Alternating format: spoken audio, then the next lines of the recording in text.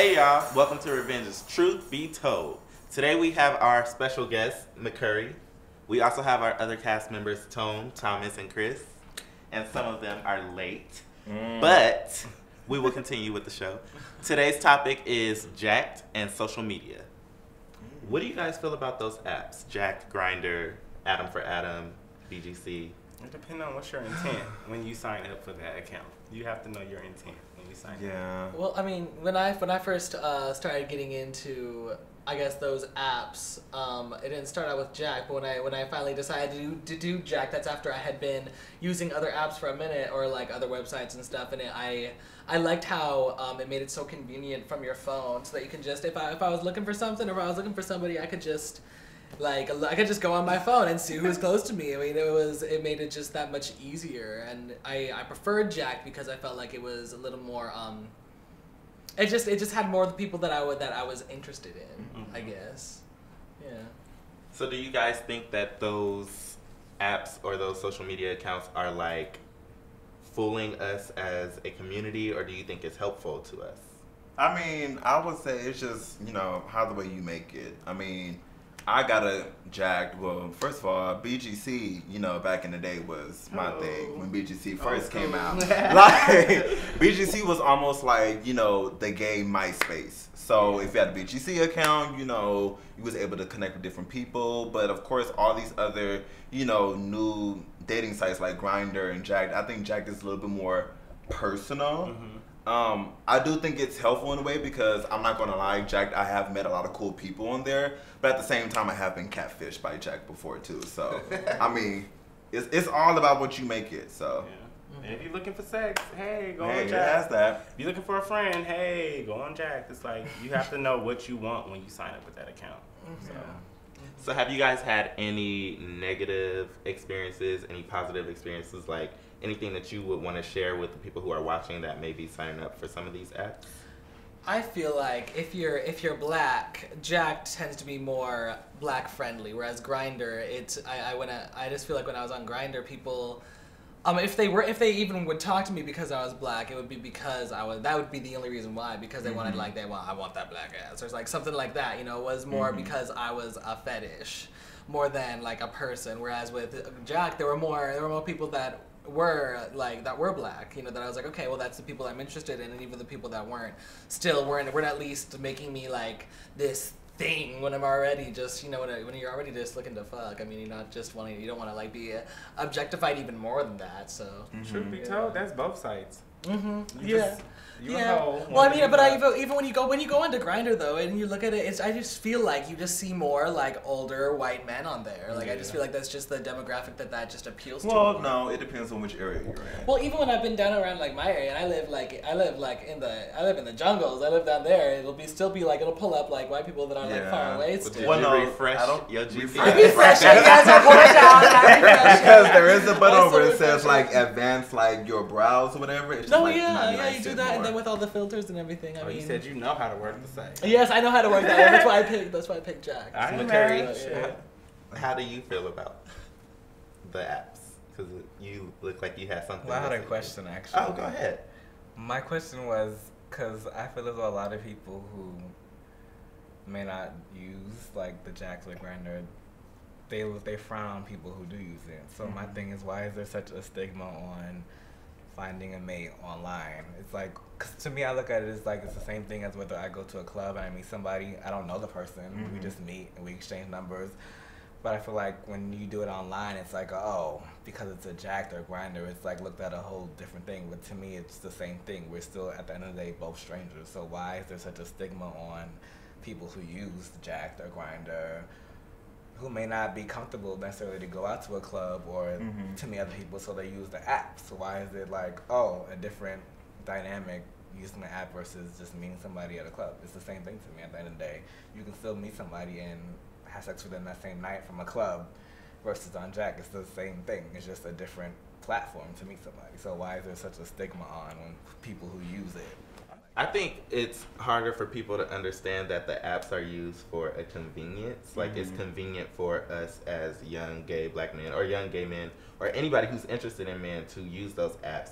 to locate individuals and then narrow down their criteria or what they're looking for based on the app. Like it's easy to go to the advanced settings and type in what your type is, as opposed to going out and trying to look for a guy who may be straight, who may have a girlfriend, who may be on the DL. Like, you don't know what it is, but if they're on the app, it's easier. And a lot of people don't understand that the apps are very convenient for people like us, as opposed to the reputation that Jack'd and Grindr and all these things have. You hear Jack go off, or you see someone has an app on their phone, you automatically think that they're a hoe, or they're sleeping around, or they're just getting it in, but you don't know. I understand that. Like, I mean, when I had Jack, you know, I thought it was cool. So I met a lot of cool people at the same time. You know, like I said before, in the beginning, it is how you make it. So there'll be times where I get on it just to have a cool conversation. Then there'll be times I'm just looking to have a quickie, and I just know where to go. So if I'm out traveling, or if I'm out, like, say, at work or whatever, you know, in that area, I would know who to find, because I'd already found, you know, a couple of favorites on there. So, I mean, it's just, like I said, it's just how you make it. I feel like people make it such a big deal in such a negative way that it's like, okay, I'm actually doing the same thing you're doing, I'm just not physically meeting that person. And then, like Donnie said, it might just be a convenience for me, but it's an inconvenience for you, because I'm not doing it how you think I should be doing it. Well, even a lot of my heterosexual friends, they even, like, if they don't know what Jack is and I explain it to them, they're like, oh, that's so smart. Like, I wish we had something like that. I'm like, yeah. I mean, it's not. I don't think it's that.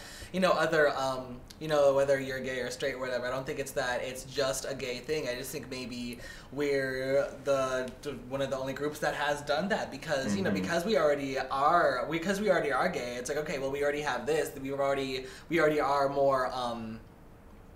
I guess we've already opened our minds to this other thing, so it's so, you know, it doesn't make everything else so far away and so ridiculous. Yeah.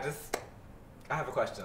How was you guys come out? Like, how was that experience? And did you come out? Did your parents already know? Like, how did it happen?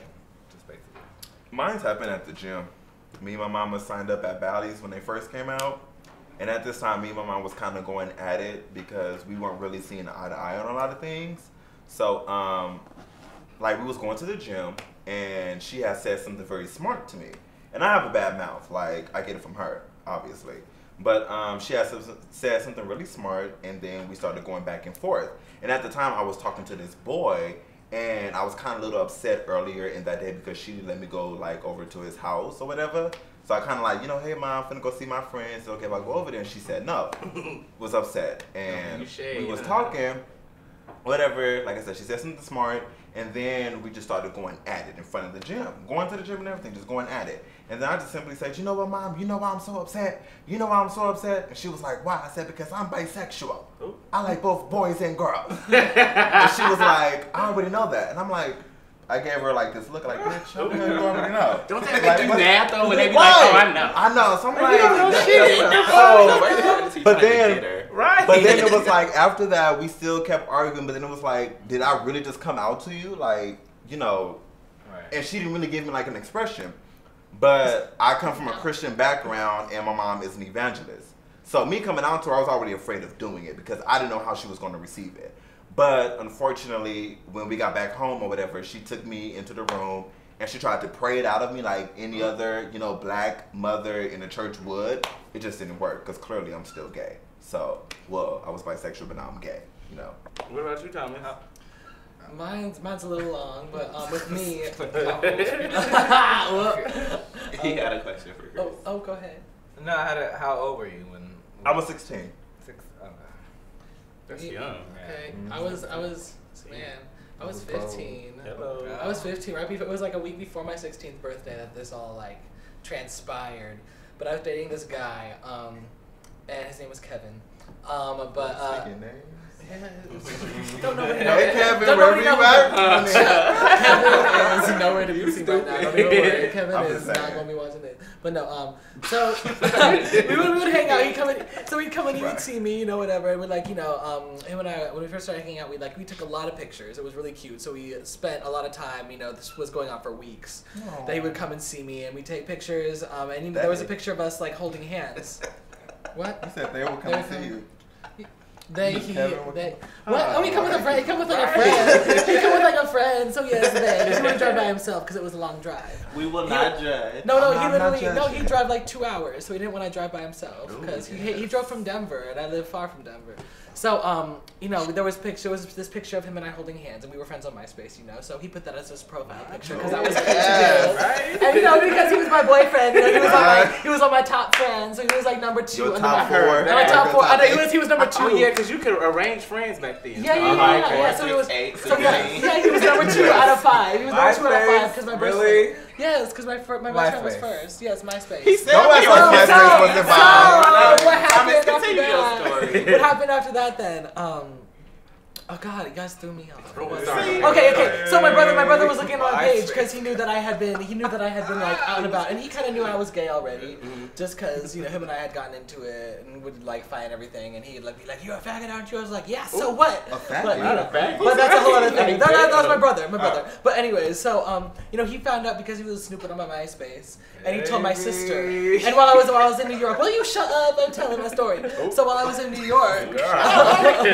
Yeah, don't cut Thomas off. He So get no, mad. I really don't like being interrupted. I really don't. Like quick pause. I really hate being interrupted. But going back, so when I was in New York for this choir trip with our choir because we went and we sang in Carnegie Hall. And while I was gone, my brother told my sister, who could not handle it. She could not handle it because my family is so Christian. She broke down at church and told my pastor, who then called in my parents and made this whole thing to tell them separately by herself because it was like this whole thing. So I came back. My brother had told me that everybody knew, but they wouldn't say because I think it's a big thing has to do with because my family's white. They didn't talk about it when I got back. I knew that they knew, but it was like nobody would say anything about it. And I knew that they knew, and it was pissing me the hell off. So I was in a play at the time. It was called Lion, the Witch, and the Wardrobe. And I was Aslan. It was with this Christian drama group. I had come out to most of them except for this one girl, so I told her. And she did not like that. She told her father, who then called all the other parents and told them. And they all came together actually and had this big parent meeting. This went on for about a week after I got back from New York. And they decided that and they kept on pulling me in. First off, after they all had been talking to each other for a few days to figure out what they wanted to do moving forward from this, because this obviously affected them very seriously. No. They pulled me in with all the fathers because, and they all talked to me and asked me if this was really who I was and if I wanted help with it. And I said no because I'm happy with who I am. Like I'm happy with this. Like I've been so upset these past couple weeks, and like when this boy came into my life, I became so much happier because I was being me. I wasn't hiding myself, and I'm not gonna go back to doing the same thing again. You just totally disrespectful. But no, so it's like I'm not gonna go back to doing that again, like at all. So and after that, they all were like, okay, well, all right. And then the next day when we came back for rehearsal, all the parents were there, and they told me that they were shutting it down. They were going to take their kids out of it because they thought that I was a bad example, and being the lead, being somebody that is supposed to be representing Jesus, they didn't feel comfortable that being played by a homosexual. So then I called my parents in and I told them what was happening. Right. Yeah, and I told them what was happening, and they actually came in and completely defended me. And we listened to all the bullshit that the parents had to say about why they were doing this and what justified it, and it all was bull in the end. And they were there with me while I was just crying my eyes out, and they were there just loving me. And even after that, I'm so glad that those two things happened at the same time because I really doubted whether they would love me after it, but like clearly they just jumped right into that, and that that whole experience is very it just really proved that wow, no, my parents really do love me unconditionally regardless of what has happened with me, and it's carried through on my life. That's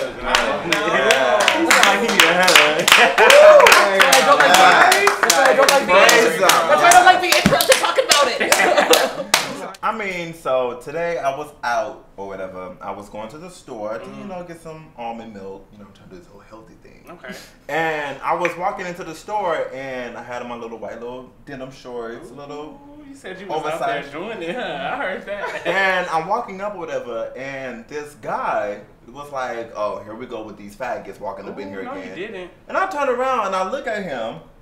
He's just this oversized, like 230-pound black man, just looking rough. And I'm like, and look at me. Why are you making these comments? So how do you guys feel about comments you know, from guys, well, in particular heterosexual guys, do you guys feel like, you know, the straight men always think that us gay men want all straight guys? They bad. Yeah. Some of them. Most of them. Some of them, yeah. I want to say most of them, though. I think it's kind of like a personal issue, because like, what makes you so hot to make you think that I want you? Right. So it's like, I think a lot of men be on the low with it, but I ain't trying to put nobody out because that's not me. Mm-hmm. But if bitches is out here looking at bitches like, ooh, she got a big booty, what is these men out here doing? Right. And also from my personal experience, I've noticed that the ones who do like the extra, who do Right. too much, are the ones that really do want you, but they kind of just don't know how to express it, because I've been around a lot of heterosexual men who are just Right. like comfortable, Yeah. Right. and they don't care, like they know the tea or whatever, and it's like, okay, it's cool, whatever. They not, but I've always experienced that the ones who do extra are the ones like, well, obviously you're looking at me and you're noticing things about me that, like, why That are you evidently checking for you me? had to Yeah, say so you something have to say where- something. right. I feel like those are the ones that always were like, okay, well, I already know what your tea is because you're doing Right. too much. Like, I feel as though if you're comfortable with your sexuality, you're not checking for me. So regardless of what I'm wearing or how I'm acting, it Right. shouldn't affect you, because Right. why you're supposedly not checking for me, right? That's But true. you have an issue. So I feel like the ones who do extra are the ones that are like, well, actually, because you Right. want me, that's why. I think so, Now, I too. would say, I ain't gonna lie, there are a few straight men that, you know, come across my view. Right, I'm no, like, oh my that's goodness, different. right, Attractive is attractive. Yeah, but Right, That's attractive, true. right. But, you know, I would say that, you know, all of us, we all have different, you know, Taste. tastes. So what would be your taste in a guy, you know? If you had to describe, I wouldn't say perfect, but something that catches your eye right then and there, because, you know, there's a lot of things that's catching my eye too. So Me, I don't know. I'm in this phase right now, and yes, I'm in this phase. I'm in kind of like a hood boy mentality, like. You've been in the you've been in the phase. I've been in the phase, like maybe. yeah. My face. With me, it's like a growth thing. Like, I know I'll get rid of it, but right now I'm just in the hood phase. So. What if you don't? Like, What's I wrong will, with that? Because I have too much Yeah. going to where it's like, okay, I see what you got going, but what I got going is like, okay, More I need to step important. my game up. Yeah. It's like, one of my hood friends just got accepted to Morehouse. well, tell them I said, what's up? Shit, what the fuck? Me, I don't know. My taste in guys, like, just is always changing. It's always changing. I don't know why. But I guess since moving to LA for the past 4 years, I've just become more and more, because I never used to be around any black people at all. So coming out here, I've just become way more attracted to black guys, and like it's like the darker you are, it'll pull my attention. It doesn't necessarily mean that I'm gonna be attracted to you, but because it's something that I just didn't grow up used to. I didn't grow up around that. Like Right. it's something that pulls my focus right away. Black is beautiful. Yeah, like if you're Right.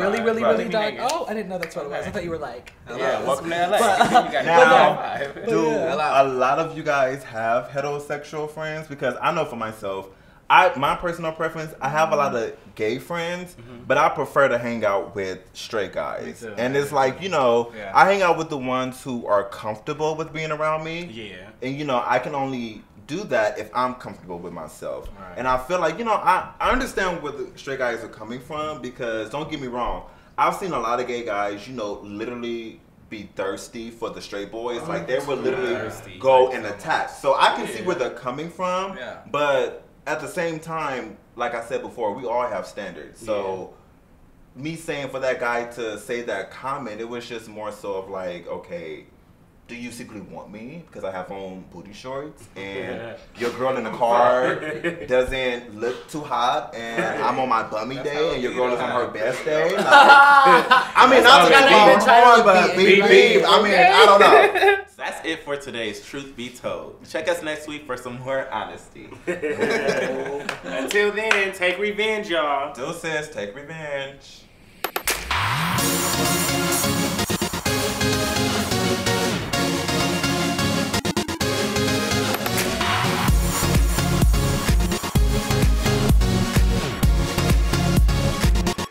Make sure you follow us on Facebook, Instagram, and Twitter at Revenge. That's R3VNG. Or give us a call at 323-329-9912. Make sure y'all tune in next week on Truth Be Told. Sex tapes. That's going around. You know, we got the whole little, what's it called? Mimi Faust, shower pole. Right, shower pole.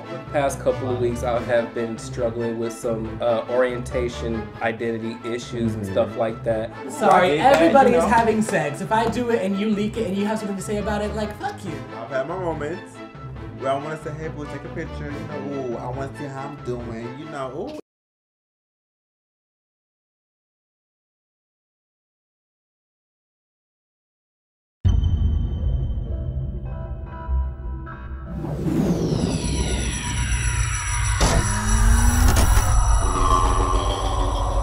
Only on Bond TV.